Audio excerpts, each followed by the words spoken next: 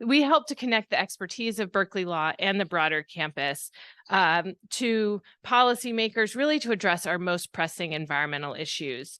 Thematically, we are focused on answering the how questions. So sort of do we help meet our environmental goals and targets? We work from the very hyper-local scale in communities throughout California through to the international scale, fostering collaboration between California and China and other international partners. We are regularly convening and consulting with policymakers, community members, businesses, and other stakeholders to ensure that we are addressing our most pressing issues and designing and developing solutions that will be most practical and pragmatic. Our work spans many areas: climate, transportation, water, oceans, and land use. So all of this with the goal of really accelerating the implementation of our most promising climate solutions, building resilient communities and natural systems, and fostering international partnerships to accelerate and address climate change. Like, not accelerate climate change, accelerate solutions and address climate change. Sorry, we're not in that business. But most importantly, for today, CLI is also proud to be home of the Law of the Sea Institute.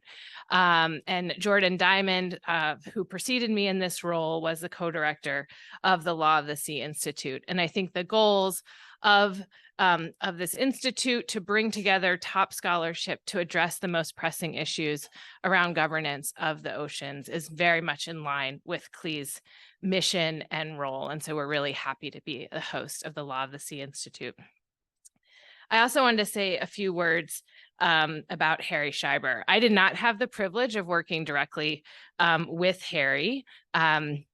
And I also have admitted sheepishly at dinner, I'm not a Berkeley Law graduate, nor am I a lawyer. So I attended Berkeley, and I've worked in an interdisciplinary space for all of my career, really focused on climate change policy. But from the first time I spoke with Harry, it was incredibly clear the knowledge, passion, and dedication that he had to advancing this work. And a few things that came very clear to me that you all probably know, but I will share from my observations. One is his knowledge is immense. The first time he called me, he ran through a history of the Law of the Sea, starting, back in the early 1900s. I have pages of copious notes that I took throughout that conversation. And he conveyed it with in such an accessible way that made it very clear of its relevance to my work and to all of our work, but also just his deep scholarship and commitment to fostering and maintaining this intellectual community and how important he felt that was. And that was just this mini history lesson that I received, I know was just a glimpse of what everyone who got to work with him saw. The other thing that became very clear as we planned this event is that Harry is an incredible mentor.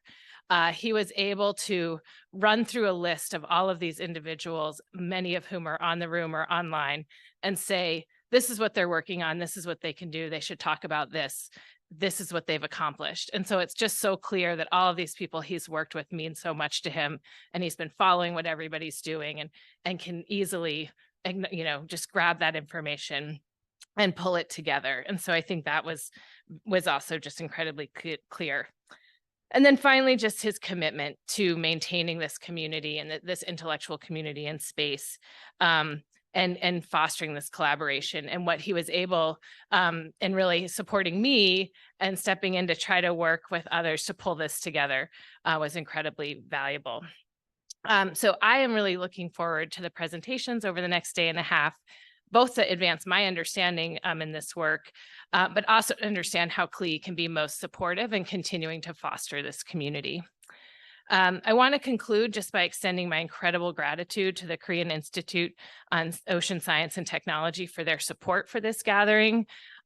Certainly would not have been possible without their generous financial support, but I also have to acknowledge the incredible logistical support of Charity Lee, who I know many of you interacted with, but also our team at CLI, Maya Baltzley, who I know many of you interacted with, is outside, and then Tony Mendocino, who of course has been just an incredible wealth of institutional knowledge to help us pull this together.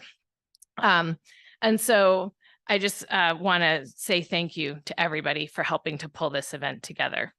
I now want to turn it over to Moon Sang Kwan. Dr. Kwan is a former scientist of the Ocean Law and Policy Institute at the Korean Institute of Science and Technology, and retired from KIOST in 2020. And as you will see out on the table there, has co-edited many books alongside Harry Scheiber, in addition to his great scholarship. So Dr. Kwan, thank you so much for joining us today and for your support of this event.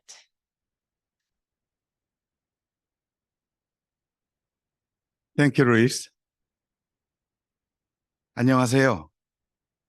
It means good morning and good afternoon and also good evening.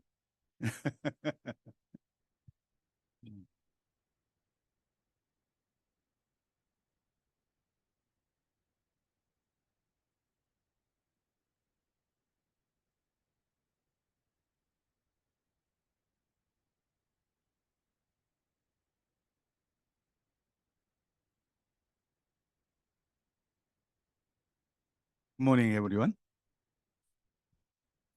Morning, old friend. and distinguished participants, ladies and gentlemen.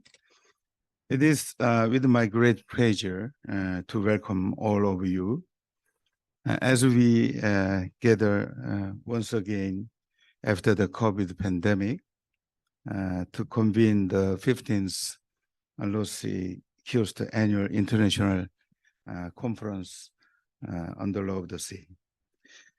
I'm very pleased to meet all of you, and I appreciate the LOSI, the CREE of UC Berkeley, and OLPI of KIOST for your endeavors to this conference.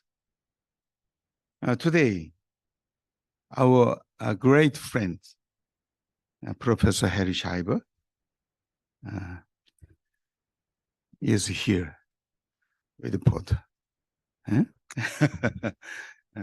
Fortunately, we wish to express our profound gratitude and admiration towards Professor Scheiber for his monumental contributions and wavering dedication to the advancement of laws concerning ocean regimes, as well as the passion, love, and the talents that he has shown us thus far. His tireless efforts have left an indelible mark on this field, and we are elated by his accomplishments. We offer our sincerest wishes for Harry's continued good health. We cherish his achievements and the enduring bonds of friendship that bind us.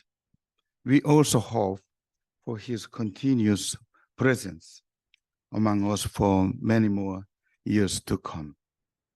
Although I was retired from KIOST a few years ago, I continuously work with the KIOST Law of the Sea colleagues. We hold the firm belief that this conference will evolve into an even more substantive and dynamic forum, and continue to contribute significantly to the development of ocean law and the promotion of peaceful oceanic activities. To this end, KIOST stands as a steadfast partner and support.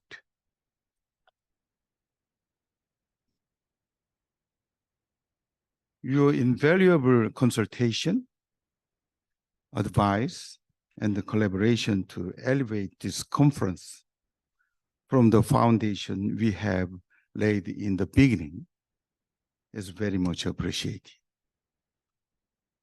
We anticipate fruitful presentations and productive discussions throughout this conference. We would like to extend our heartfelt wishes for your continued health and prosperity. We reserve a special note of appreciation for all those who have labored diligently to bring this conference to fruition, particularly our esteemed colleagues in the field. Once again, we wish you for Harry's enduring health, and we extend a warm welcoming to each of you. Please enjoy this gathering. Thank you.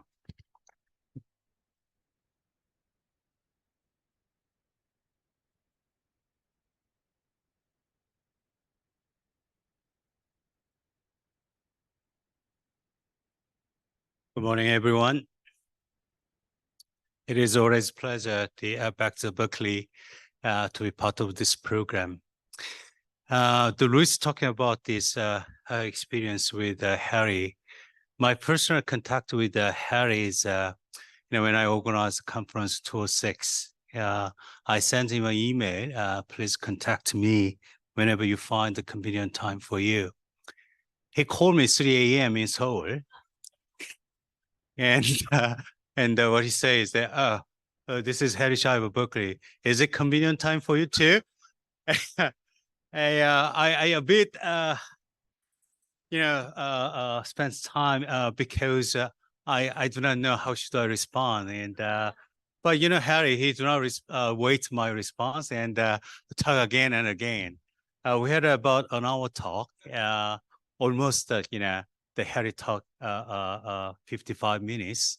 And at the time he hung up the phone, he said that, oh, it is a very nice conversation. We should talk again. Right. That's my first acquaintance with Harry back in the 2006. And just remind me that how lovely experience I had when I engaged with the LOSI Institute of UC Berkeley. And when I designed this program of this year,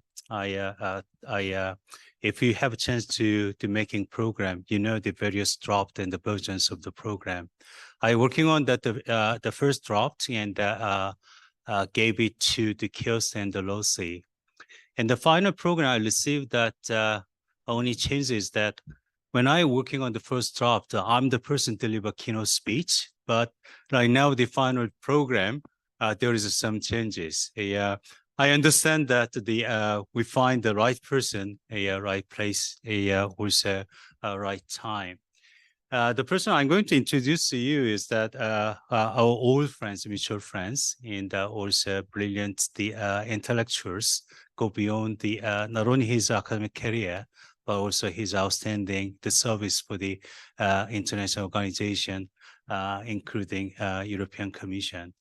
I'm thinking about this gentleman, Roland Long, what is his contribution for our Law of the Sea Institute, the program. If you have a chance to get familiar with the history of the Law of the Institute, which is starting from the 1965, the University of Rhode Island. And most of the theme, from my own perspective, is largely reflected with the U.S. perspective on specific issues. This is a quite inevitable one and quite understandable because the fund usually came from the U.S. government, including the Navy, and also the government agencies.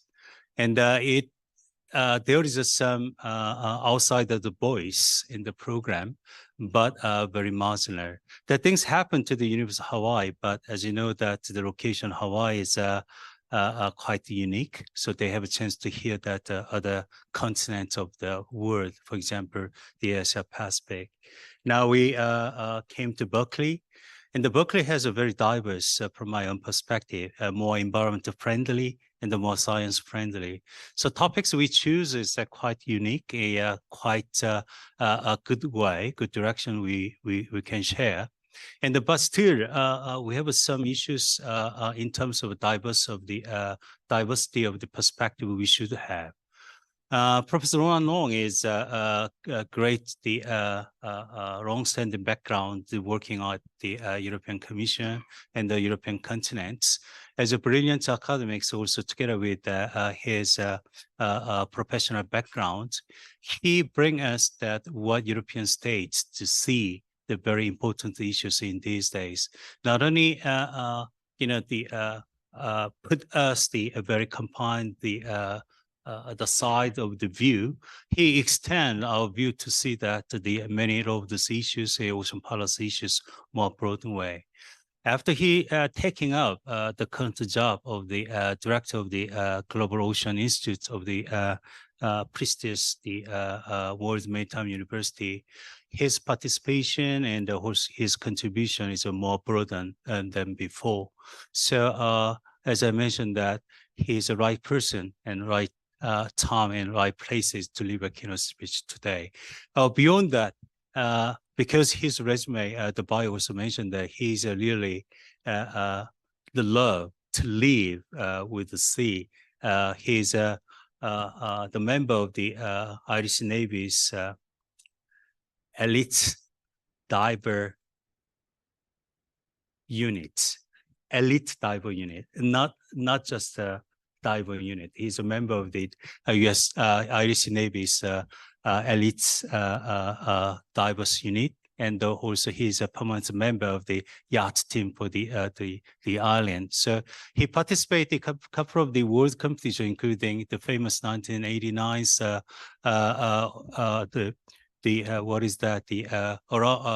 around the round of the ocean, so that his life and his career go with the ocean law and ocean policy. So that I'm very proud to introduce to you today. So please join me to invite Professor Orano.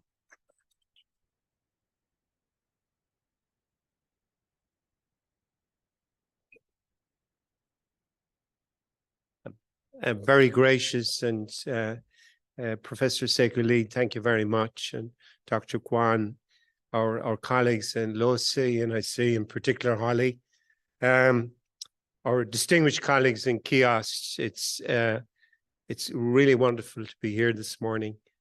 I'd like to perhaps pay particular tributes to those that are not here today, and I would mention specifically Jane Scheiber, Harry's lifelong partner and a stalwart of the Law of the Sea Institute. I can actually feel her spirit here in the room. When Louise wrote to me, she asked me to set out the general context for the conference and to speak at the same time in terms of providing an overview of Harry's work. And of course, this would take, if not 2 days, 2 weeks, 2 months, 2 years. But what I would say in the first instance about Harry, and I think everybody in this room knows his key attributes, the wisdom of Solomon, integrity, intellectual vigor, and the absolute courage of his convictions. He also has a very deeply rooted moral compass and is gracious to a fault, especially in relation to the needs of his students. In my view, there's no word in the English language to describe Harry Scheiber. So I've gone to our own language, the Gaelic language, where we use the word sea. I think I've put it on the first part of my slide there. Sea means a person that have great wisdom. And it was the Gaelic word for the leaders of the Bardic schools in ancient Ireland. And by the way, those schools survived right up to the Middle Ages. Now, sea were immensely respected for their erudition and wisdom. And for that reason, I think it's a very fitting title to describe Harry Scheiber. I think everybody in the room has a Harry Scheiber story. One of my favorites is I was here in Berkeley, and Harry, just to Sekou-Lee mentioned, brought me to the women's faculty club for one of these long lunches. And there was the opportunity of moving to Sweden, and over the afternoon he convinced me Sweden is the solution. It's a great opportunity for you in terms of setting up a new group and then working with people to share the same passion for oceans issues that you share. So at the end of the afternoon, we got around to well, what about my wife, Margaret? And he says, well, let Jane talk to Margaret. And he organized a very nice dinner in the Oliveto restaurant the following night. I think it's down here in Rockridge. And that's where the deal was done. Jane, in a very eloquent way, managed to convince my wife that Sweden was also going to be very good to her. And Harry, what I would say to you this morning is it changed our lives. It was transformational in terms of not only doing the work that I do, but also in terms of the wonderful colleagues and the wonderful students that we have in Sweden. If I may, can I turn to my next slide? Yeah, okay. Perhaps the first thing I would say about Harry Scheiber is that he has more than one arrow in his quiver.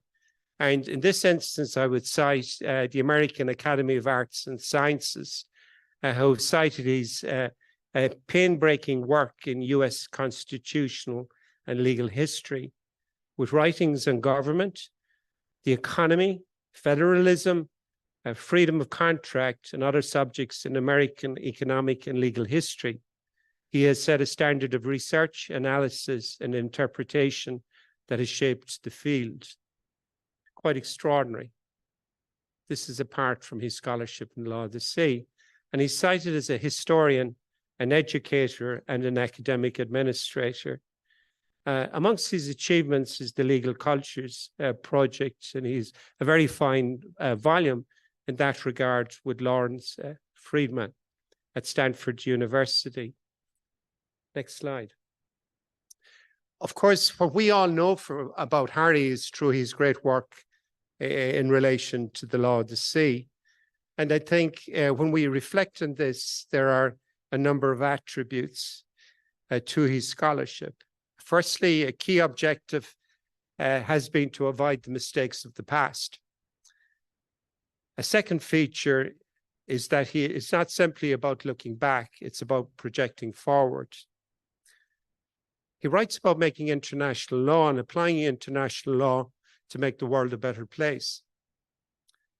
He seeks to inspire hope about the rule of law and the orderly functioning of the multilateral system. The third attribute is, in my opinion, the most important, is which much of his scholarship is a search for justice, and that infuses all aspects of his publications. And of course, that brings me to the title of my own contribution this morning, When Hope and History Rhyme.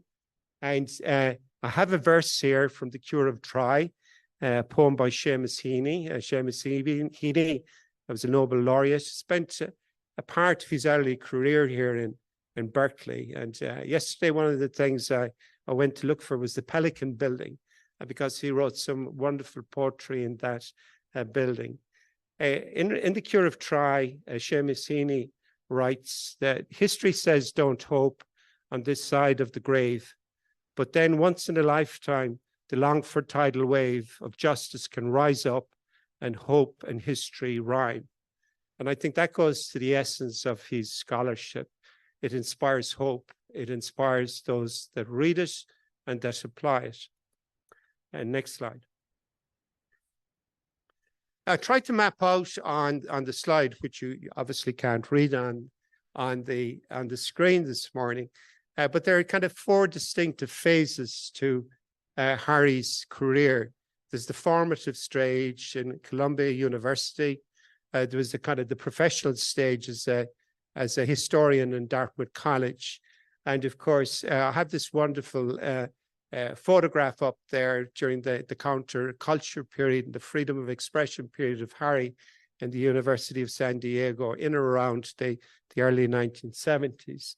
Of course, everybody here knows of his great achievements and endeavors here at the university, not only in terms of his academic prolific output, but also as an academic leader.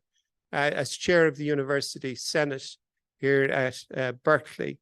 And of course, it has been acknowledged, no less a place by Uppsala University in Sweden, a university that was founded in 1477, which granted him an honorary doctorate. The fiery cannon in Uppsala, when a doctorate, an honorary doctorate, is granted to a distinguished a fellow such as Harry Scheiber. Now, one of the things I did when I was in the library over the last 2 days was I tried to map out across his career, right, the development of modern law of the sea. And I think the start point here is this great codification conference in The Hague, which John Briscoe wrote about here, and Stefan Reisenfeld's attendance at that conference at his own expense, dare I say it. And Stefan was a mentor to Harry Scheiber. And if we look back at, say, the codifications in the 1958 and subsequently the Great Codification Conference from 73 to 82, we see this is where Harry was most prolific, as indeed was the Law of the Sea Institute. But what is quite remarkable about this is Harry contributed enormously in relation to both implementation agreements, at the 94 seabed mining agreement and the agreement the following year on straddling and migratory fish stocks. And believe it or not, has been prolific in relation to the BBNJ agreement. And of course, as pointed out this morning already by our distinguished opening speeches, is a lot of that work was undertaken under the auspices of the Law of the Sea Institute. Next slide, please.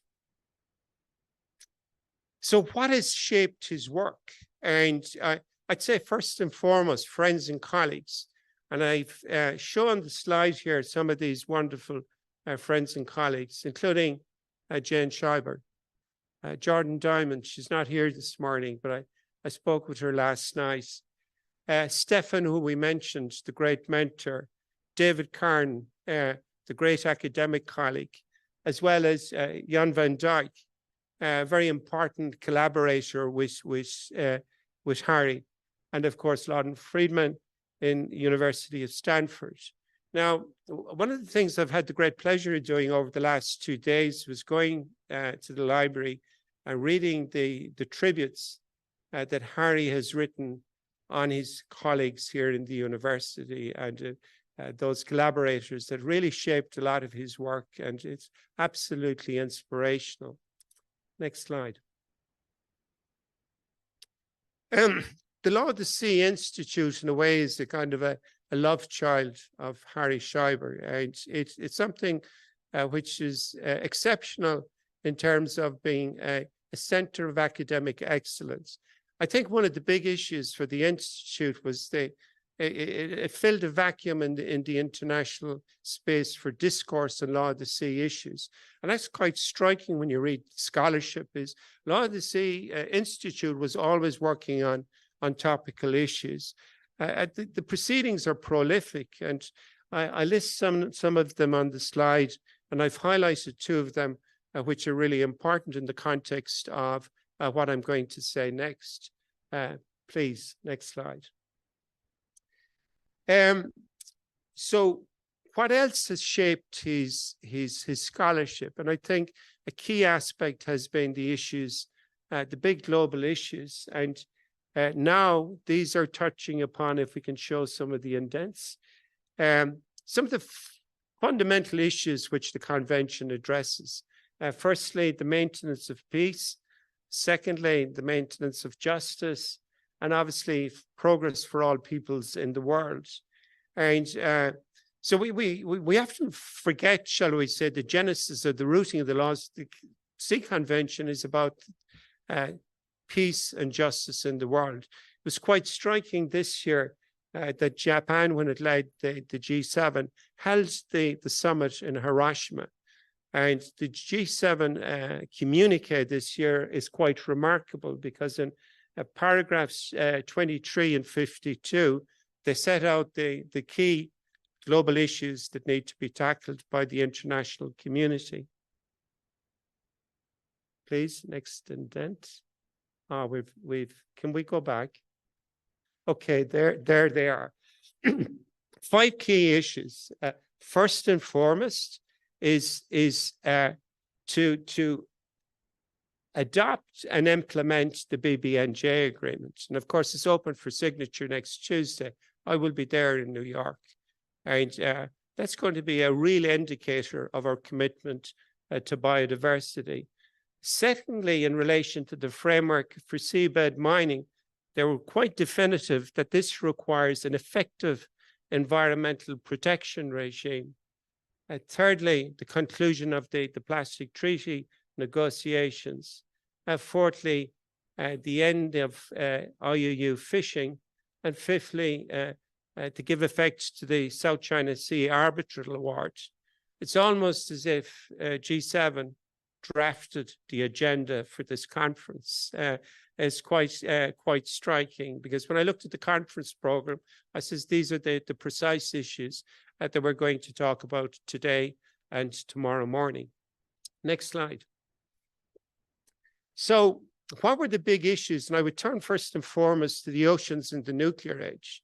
And I have a number of reasons for saying that, because the book is out there on the shelf. And some of the key issues that this volume of edited proceedings addresses is, and by the way, it came out in 2 editions, initially in 2009 and subsequently in an enlarged edition in 2014. It deals with radioactive pollution, the shipping of radioactive fuel and waste, the testing of nuclear weapons, and indeed nuclear activities in the Arctic, as well as the rights of indigenous peoples, among other issues. Now, I think it's crucially important for a number of reasons, and I illustrate this on the next indent. I think because these issues resonate very powerfully today. Firstly, we have the release of the treated radioactive water from Fukushima less than a month ago on the 23rd of August, and this release will go on for decades. Questions are being asked about the role of the International Atomic Energy Agency. Secondly, the war in the Ukraine was preceded by nuclear drills in the Russian Federation. Hard to believe in 2022. And thirdly, we've heard from the United Nations that we're now at the risk of a nuclear weapon being used. And this risk is far greater than it was at any high point during the course of the Cold War. So his scholarship is contemporary in the context of some of the big global nuclear issues that the world is facing. Next slide. Quite extraordinary on biodiversity beyond national jurisdiction. Harry wrote about this in 1999. That was 2 years before the informal consultative process. The deepest of ironies, Glauca's very important paper in the Ocean Yearbook was maybe published 2 years prior to that. He was one of the first people in the world to write about biodiversity beyond national jurisdiction in an international peer review publication. Next indent, please. Now, I reread the publication, and it's almost like as if he had a crystal ball over 24 years ago. He highlights all the key issues. Firstly, the danger of losing biodiversity, then the issues about the north-south disparities, and then thirdly, I suppose, like, what are we going to do about this? He canvasses 3 options, and he says the most practical option would be a new implementation agreement under the convention itself. Next slide. So, and by the way, he said that wasn't a utopian idea, quite extraordinary. So why does it take the international community 25 years to respond to Harry Scheiber's advice? Now, this is a question of quite striking. And there's a photograph of me in 1999 with my daughter, as she then was. So she went to preschool, junior school, high school, university, medical school, and is into specialization training. And yet we haven't seen text on a draft agreement and UN processes. it was half a lifetime. And I think you have to reflect on that in terms of the development of and codification of international law. It is a slow process. Next slide. These negotiations came down to the last 36 hours. This is a photograph that I had the pleasure of taking at 5:45 in the morning after everybody had a sleepover at the United Nations, where all the key issues were trashed out over the last 36 hours under the, shall we say, the direction and leadership of Ambassador Rena Lee. And one of the acute things that I noticed, and of course everybody in the room knows this, is that lawyers are very slow to negotiate until there's text on the table. And, you know, when people ask, why did this process take so long? The process took so long because there was no text on the table. Certainly until the third, Vashko may correct me on this, maybe the third session of the Intergovernmental Conference was where we had 0 draft text. So it's very late in the day in terms of agreeing a new multilateral framework. Next slide. I think the agreement really goes to Harry's work, because not only it addresses biodiversity, it also is very important in the context of climate change, pollution. It has very significant principles and approaches, new institutions for decision-making, fair and equitable sharing of benefits. And I think that's an intrinsic aspect of his scholarship. It provides a certain methodologies for working with other intergovernmental organizations with mandates on the conservation and sustainable use of biodiversity. And it allows for broad participation of other stakeholders. And I was very pleased when I looked at the program because we're going to speak on Indigenous peoples' rights. And this new agreement reflects that. It also provides a plinth for civil society and other stakeholders, such as the scientific community, to be involved in decision-making processes. It's absolutely crucial for the attainment of the 30% conservation and sustainable use targets under the convene Montreal Global Biodiversity Framework, and there's going to be a very important paper on this. Now, that's the good news. The bad news, it's going to require universal participation. It's going to require a very large measure of state responsibility, a significant capacity building, such as the work that Vashko is doing in Lisbon, David van der Zwag and others in the room, and indeed quite fundamental to the work of the Law of the Sea Institute over the last 50 years and more. And it's going to require a significant amount of financial and other resources. So we still have a long way to go with this agreement. Next slide. By the way, Harry uses an expression in some of his scholarship, which I find quite captivating. And I think it fits this agreement. This agreement reflects a series of compromises. And I think that's the essence of good international lawmaking. And of course, this will be proven in time. One of the fundamental issues that Harry wrote about was the issues of the common heritage of humankind and marine genetic resources. And particularly in this volume I cited there, Law of the Sea and the Common Heritage and Emerging Challenges. And he highlights certain inconsistencies in relation to our interpretation and application of common heritage, both in the context of common heritage of humankind under the convention, but common heritage more broadly in the context of the ocean. How do we read this agreement through the prism of Harry's scholarship? I think first and foremost, the draft text of the new agreement reflects a balancing of respective interests. There's no ideological preference over the common heritage of mankind or indeed over high seas freedoms. It includes the freedom of scientific research. Thankfully, and I can say this after COVID-19, there is no track and trace. And a lot of time was spent during the course of these negotiations discussing the merits of track and trace systems. I think that's very important for organizations such as KIOST, because it would have been just the burden would have been too much for science-led organizations. Crucially, the provisions on marine genetic resources are focused on conservation and capacity building. So that's the good news. Now some bad news in relation to these provisions, if we may show it, please. Is the functioning of these provisions is entirely dependent on the adoption of national laws and policies. And the law of the sea states parties do not have a very good history on the implementation of parts 13 and 14 of the convention. And there are a number of studies, including the work of the Law of the Sea Institute here, that prove that. There's no definition of digital sequence information. There's nothing on intellectual property rights.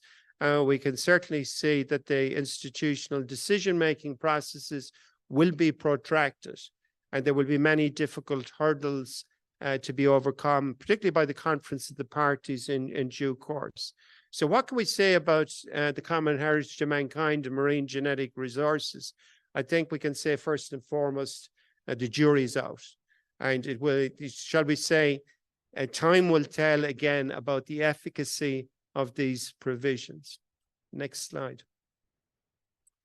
Other big issues, and again, Harry's scholarship on ecosystems-based management was absolutely groundbreaking, particularly his early work in Ecology Law Quarterly, where he did this extraordinary study of practice here in California, but it had set it in a global context, from science to law to management, the ecosystem management concept in a historical perspective. And he points out some of the dilemmas and conundrums. And I think these dilemmas and conundrums are very valid in 2023, 25 years and more later. Firstly, the issue of incomplete information, incomplete scientific information, and the problems, the challenges that poses for the application of the precautionary principle. Secondly, and this is about the realpolitik, and I think that was a very important aspect of the Law of the Sea Institute's work, is it was grounded in the realpolitik. The issues about avoidance tactics, evasion, simply blunt resistance, the lack of either a conscience or commitment, and then organizational rigidity. And I think that pervades the international institutional landscape in relation to the application of ecosystem-based management right up to the current day. A third key feature that he highlights is the loss of faith in the validity of the public interest rights. And I think public interest rights has gone fundamentally to the work of LOSI and KIOST, particularly in terms of the scholarship that you find on the table. And obviously the loss of dedication to the ideal of a responsible as well as responsive governance and control of natural resources. Generally in Sweden, when we have students working in ecosystems-based management, this is one of the first publications we ask them to read, because he really shines the spotlight on the crucial issues, the convergence issues between science, law, and policy. Next slide. Some of the other big issues where Harry's scholarship was really exponential and before the curve relate to securing the future for the next generation, the intergenerational equity issues. And he was very much for gender equality, and he practiced that here in the university. It was one of his defining attributes. And I think when you look at back at the programs, there was gender equality in relation to the composition of the programs. And he's always advanced Indigenous peoples and the interests and rights of Indigenous peoples. And this is very evident in some of the early work, including on securing the ocean for the next generation. Our university was very active on this strand at the BBNJ negotiations.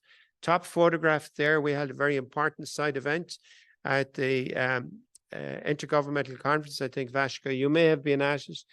And we brought Ambassador Byrne Nason down for her mission, Irish ambassador to the UN. She had chaired the status of the UN women at the United Nations, and she told the delegates the Law of the Sea community had to come into the 21st century in relation to gender equality. And happily, I'm pleased to report to you this morning, for the first time, the Law of the Sea multilateral instrument, we have specific provisions guaranteeing gender equality. And that's a big issue for those that attend either seabed mining negotiations, maritime shipping negotiations, and my own parent organizations, or indeed you don't have to look very far beyond the composition of the bench in international courts and tribunals. So we're long overdue in that. And likewise, the issues of Indigenous peoples. And by the way, Sherry, they see you as their hero. And their delegates speak to you and speak so value of your work that you have conducted over the last 30-odd years. And I'm very proud to count you as a friend. And you have been referenced so many times, particularly in the context of the needs of small island developing states. There's also a photograph in there of Jane Fonda, and Jane Fonda is of my generation, and really wonderful in terms of what, shall we say, civil society can do in moving the dial or switching on the, shall we say, the lights in the room. And I was very struck by her interventions at a very critical stage, big reception at the opening of the last round of negotiations, where she really called the international community to account in relation to these processes, about our responsibility to future generations. And I think that goes very nicely to the program that we have over the next 2 days, where we can speak on some of these issues. Next slide. Okay, another big issue which Harry had the foresight to write about was the issues of seabed mining. And of course, seabed mining took up an entire library of work for the Law of the Sea Institute. I think I'm very struck in that retrospective that Harry did of the first 50 years of the Law of the Sea Institute, or that 1971 2015 retrospective. We had the famous conference here. One of the things which is striking about that is a lot of the LOSI work was almost exclusively taken up with seabed mining in the early days. And of course, the world now is pivoting away from seabed mining. There's a push in terms of new metals for the green transition, but there's also, I think, a rethink. And we're seeing evidence of that in terms of state practice. This is one area of international law where there is a chasm between what states, some states are calling for, and the development of the mining code in terms of the work of the authority in Kingston, Jamaica. What's quite striking about this is this has been led in the first instance by small island developing states, Fiji, Palau, and Samoa, and others. But we've also seen the support to Chile, Costa Rica, by the way, an exemplary international actor on environmental issues. Very articulate in relation to this. Ecuador, FSM, Spain, first European state to raise a red flag. We've also seen New Zealand, France, Germany, Panama, Vanuatu, Dominican Republic, Switzerland, and Sweden. And then more recently, Ireland, Canada, Brazil, Finland, and Portugal. Next indent.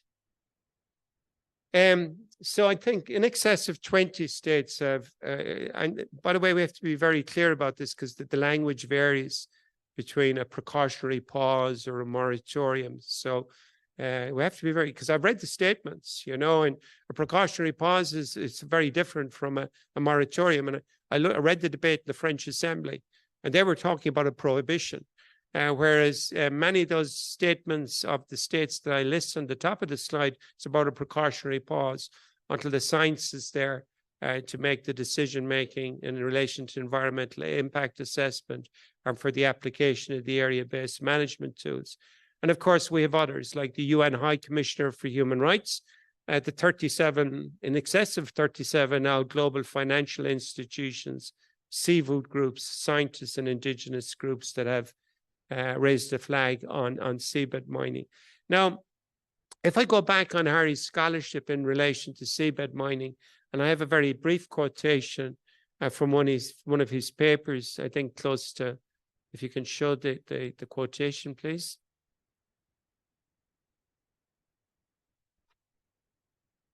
Have we somebody that's... Yeah, you can press the... I think they're going for coffee.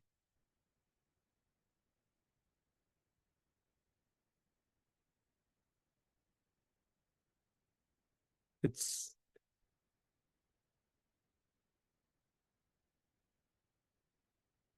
Yeah.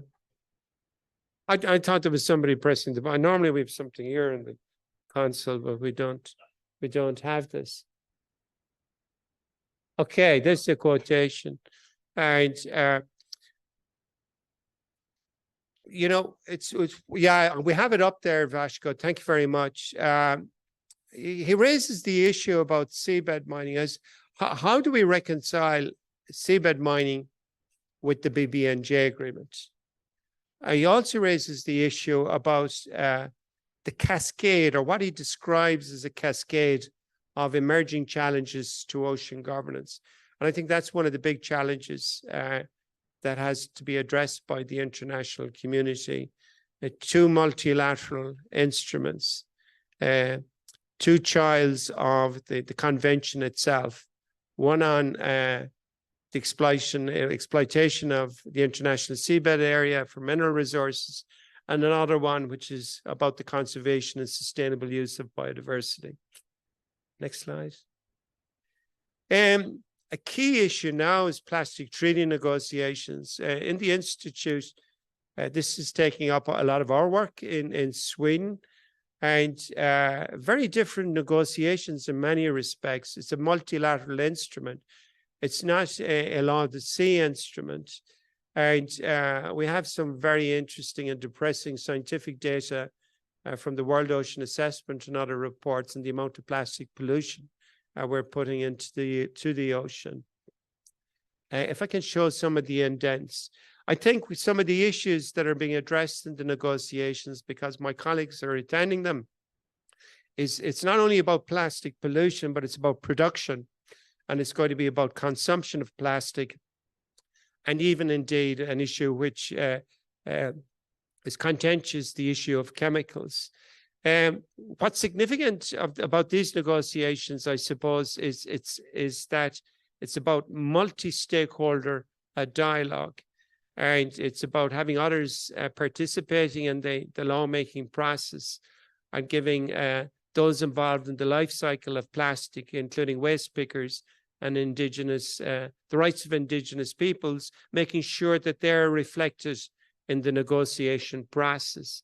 We've trained a number of doctoral candidates, I'm very happy to say, 5 of whom who passed their PhD examinations last week. 4 of those are from the Eastern Caribbean. So there's going to be a cluster of high-end expertise in the Eastern Caribbean in relation to plastic pollution. And I show a very happy photograph taken last Friday when we celebrated. I also show a photograph from the Mariana Trench. And I find it quite striking that on a dive to the Mariana Trench, the issue that cost the attention of the international community and media this year, the fact was that they had a bottle at the bottom of the Mariana Trench. It speaks volumes about human impacts on the ocean. Moving ahead, please. Next slide. Harry is very strong on regionalization. And one of the issues I would highlight, and we noticed this in our program, is plastic pollution in the Eastern Caribbean, particularly in the Windward and Leeward Islands. It's 3 times the global average.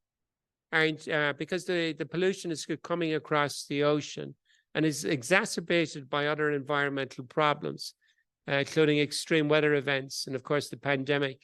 And we're seeing the impacts of those extreme weather events. We've seen it horrifically in Libya over the last number of days. And I think this is very important in terms of his own scholarship, is that it's important not to generalize, but to focus on regionalization. I'm nearly there. So next slide. Part of our study in the Eastern Caribbean is focused on sargassum. And Christy Elaine, you can see her there, has published her PhD by international peer review publication, including a very eminent publication in Nature. And she has mapped out the origins of sargassum at various times of the year. And the issue for the Eastern Caribbean really is the interface of sargassum and the coastal environment. It's an ecological crisis, and I have witnessed it myself in both Barbados and Dominica, where the burden of this ecological crisis is being borne by small, impoverished local communities. They don't create the problem, but they're at the receiving end. I was told last week you have a similar problem in Korea in relation to inundations of sargassum, and I was quite struck. Professor Moon, my colleague, told me about this, and of course he's previously Minister of Oceans and Fisheries in Korea. Next slide. The big issues, and I think we're going to speak about this over the next 2 days. My colleague and dear friend Vasco was speaking on Portuguese radio about it this morning, which is, of course, the advisory proceedings in ECLAS, which started on Monday. And we've 2 very nice photographs of 2 people who would be sitting at the top table here if the proceedings weren't underway. My understanding was Nilofer was pleading yesterday. And of course, on her left, David Freestone. And both of whom send their warmest regards to you, Harry, and asked me specifically to convey that to you this morning, as well as everybody else in the room. Next indent here. I think there are a number of issues. We almost have a tsunami of climate-related litigation now. Not only have we the advisory proceedings in ECLAS, but also next year we will have advisory opinion of the International Court itself under general international law. European Court of Human Rights on the 27th of September this year will have a very, very important case, a reference from Portugal about the effectiveness principle. And for those that are involved in the administration of justice and human rights law in Europe, the effectiveness principle is a fundamental principle.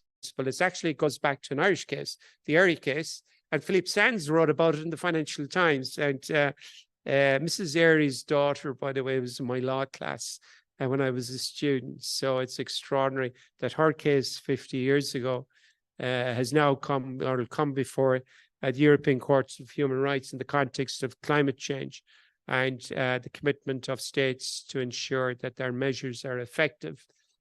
We've also had a very important decision for the from the Netherlands Supreme Court in the Urgenda case. And of course, we're seeing litigation in other member states. I have a quotation there. Harry wrote about climate change in oceans. And he calls it about the pervasive threats of climate change to the health of the oceans. Again, shall we say, prescient in terms of its scope. And I think, that volume, economic uses of the ocean and impacts of the marine environment, I had reference to it in the library here over the last 2 days, and those papers are so resilient. Okay, so one more slide, Vasco, if you're over there, please, I think. So what are my concluding thoughts? I have a few, and I go to SecGen Antonio Guterres, probably the best SecGen we've ever had for oceans issues, a Portuguese SecGen, very vocal on the big issues, oceans and climate issues. And he says, right, making peace with nature is and will be the defining task of the 21st century. I think that's absolutely true. And I think in coming up with the solutions, we can look to the scholarship of Harry Scheiber, the Law of the Sea Institute, and others to map out a blueprint for the future. I think I have one last slide. Yeah, I have 2 last slides. Final thoughts. Cristina Figueres came to talk to us, the BBNJ negotiators, and she told us 5 things. And I told Harry this, and he really liked them. Cristina Figueres is a really brilliant international diplomat. It shouldn't really be called the Paris Agreement. It should be called the Cristina Figueres Agreement, because she picked up the pieces after the train crash in Copenhagen and put that whole agreement together. And she said 5 things to the BBNJ negotiators. She says, gloom and doom is not motivational. We need to get off the negative story on the ocean. We should look at the opportunities from having a healthy ocean. And she says, that goes to our vision, the vision of everybody in the room here, is we have to have a positive vision for the ocean. And she says, we have to realize the different roles of government, the roles of different stakeholders, such as academia. And we have to identify particularly what is the self-interest when it comes to industry and how they can be part of the solution. And lastly, and I suppose this is crucially important in light of the work that KIOST does, and indeed the work done here in Berkeley, is we've got to embrace scientific complexity. Last slide. So what would I say to Professor Harry Scheiber? I think it speaks volumes. This is just a veneer. I mean, the basement at the library up there, and I was working with the librarians over the last number of days, it is full of the rich scholarship by Harry. One of the things I quite find, and I'll conclude with this point, is that I was looking through the various conferences and programs, and I noticed a lot of PhD students were now very eminent professors, including Professor Vashko in Lisbon. You were here as a PhD student. James Kraska, obviously professor in the United States Naval War College, and indeed at Harvard Law School, was here as a student. And of course, I see many others like Peggy Callis, a wonderful leader at the BBNJ negotiations. Simi Payne, I think she may be in the tribunal this morning, pleading at the advisory proceedings. So Harry, your legacy, your children are out there, and thank you very much. And we'll carry the flag forward. Good morning. Thank you.